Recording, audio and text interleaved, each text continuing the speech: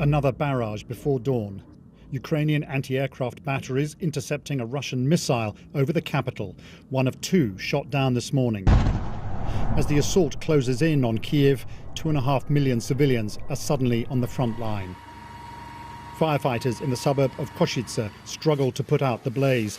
Russia says it's not targeting civilians, but this is what happens when you fire missiles at a capital city. For many, it was the second night of cowering in basements and bomb shelters, doing whatever it takes to keep fear at bay. They always knew where these places were, but never really dreamed they'd use them.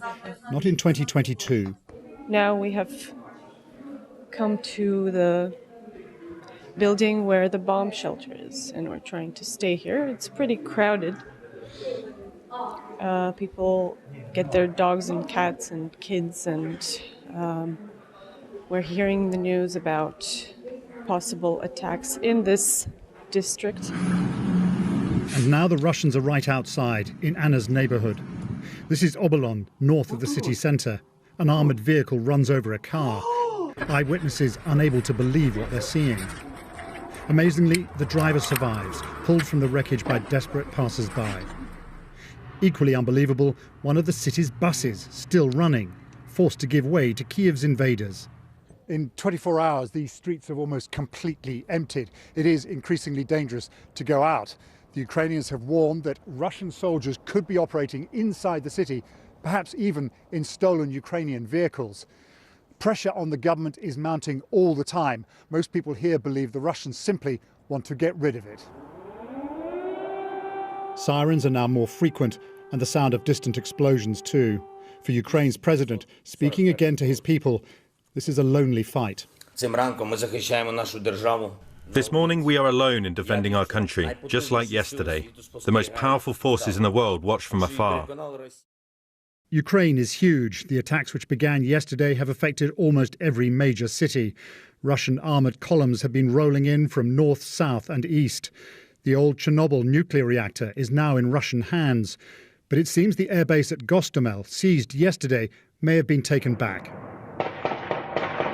In the east, close to the Russian border, there was ferocious fighting overnight at Sumy.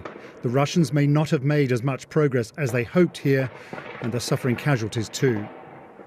Back in Kyiv, the wreckage of an unidentified Russian aircraft. The odds in this war are massively stacked against Ukraine, but it is fighting back. Paul Adams, BBC News, Kyiv. Well, let's take you live now. Not live, let's take a look at some latest pictures that are coming into us here at BBC News. These are from Kyiv. This is Ukraine's second biggest city. It is basically located in the northeast of the country. It's the largest city in its region, and it's a population of about 1.5 million. As you can see, it's cold, it's snowing, but these pictures are showing us pretty much the aftermath of a clear attack. Vehicles have been destroyed, missile strikes have impacted the area. You can see here that soldiers are milling around, smoking cigarettes. You've seen overturned vehicles. This city is, of course, the second biggest in the country. These are the Ukrainian army soldiers on the outskirts of that city, which has been very much, together with Kyiv, the focus of the Russian army. Again, we've seen vehicles destroyed and the aftermath of missile strikes in this city. But these pictures coming into us now showing exactly what the Ukrainian army are up against. Not only have they seen an attack by the Russian military, but it looks like the weather is absolutely appalling as well. So these pictures have just been coming into us here from today at BBC News.